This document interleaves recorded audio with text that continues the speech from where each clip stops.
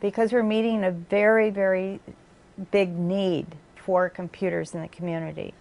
We have schools that are desperate for technology and don't have funding. California is in the bottom 3 states of all the states in the United States when you look at the number of computers per student in the school. Back in 1991, with the foresighted vision of a former teacher, real estate broker, and businesswoman, Pat Furr recognized the critical need for computers in the classroom and did something about it. She returned to school and worked towards a master's degree in computer science and began her next venture, Computers for Classrooms. The organization's mission was to take old, discarded, and donated computers and have them cleaned and reconditioned so that they can be reused in hopes of combating the critical shortage of computers in the schools. With rather humble beginnings that began in Pat Furr's home and a dream of an idea to do some good for others, today Computers for Classrooms is housed in a 25,000 square foot facility located in Chico, California.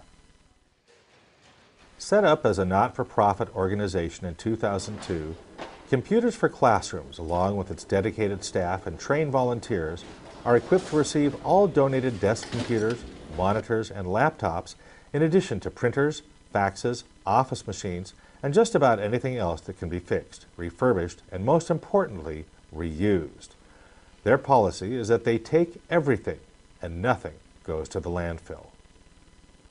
Donated equipment comes in from all over the state of California to the Chico location and are initially triaged to see whether they can be saved and refurbished for future use.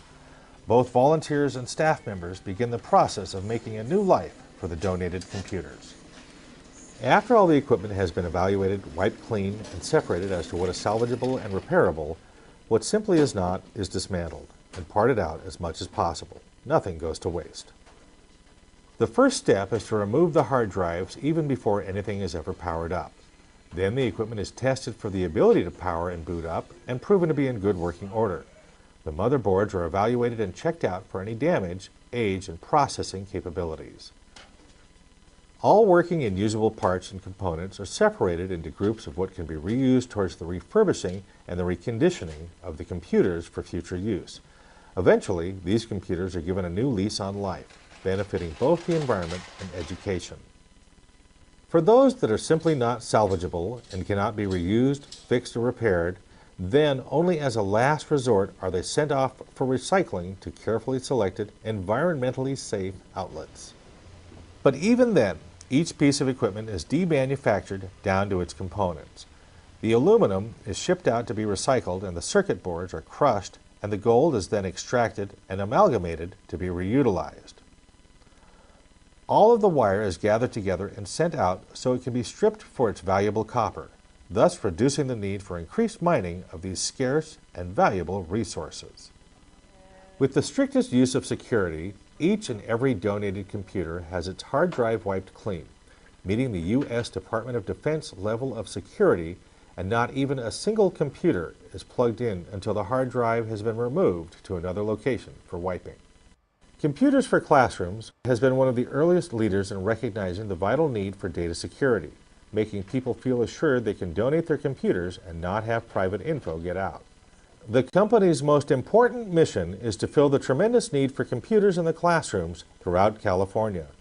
In today's economy, schools simply cannot afford to buy all of the necessary equipment, hardware, and software to meet the tremendous need for the substantial use of computer technology and internet learning in today's educational environment.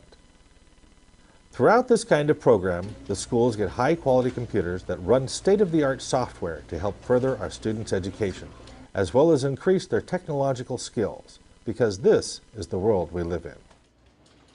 Good teaching practices require that students have many different avenues to acquire what it is that they are studying, and the interactive uses of computers, updated software programs, as well as internet access all provide powerful tools for effective education.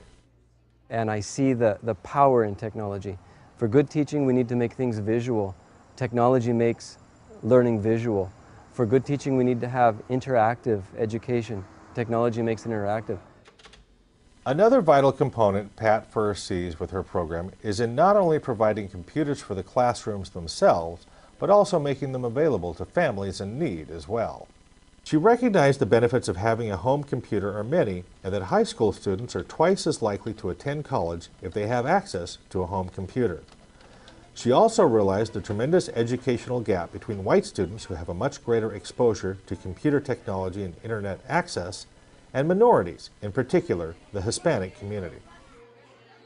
Computers for Classrooms does not provide free computers for the schools. They do sell them at a fraction of the original cost, as well as giving a second life to what was once regarded as unusable or merely recycled, or even worse, put into a landfill.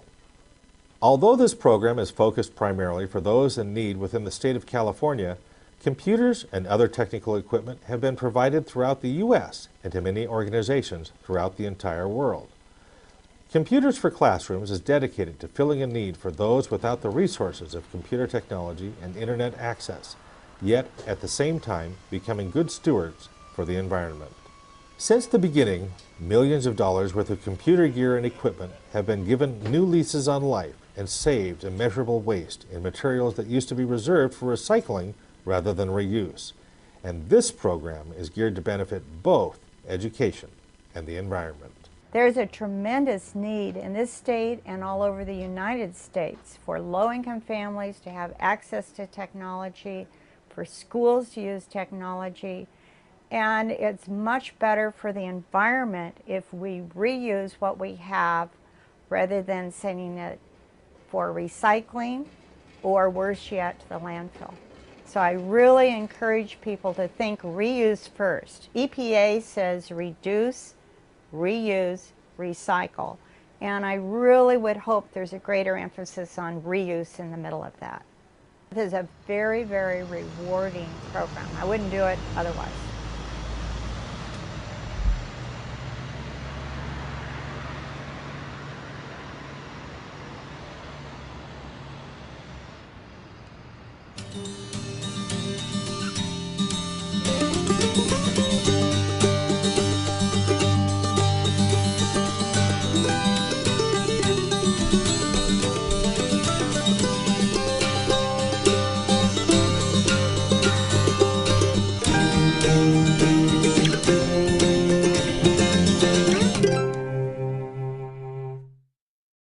The Northern Rural Training and Employment Consortium and the Workforce Innovation and Regional Economic Development provide support for information technology, agribusiness, agri-tech, advanced manufacturing, healthcare, as well as the encouragement and development of renewable energy entrepreneurs.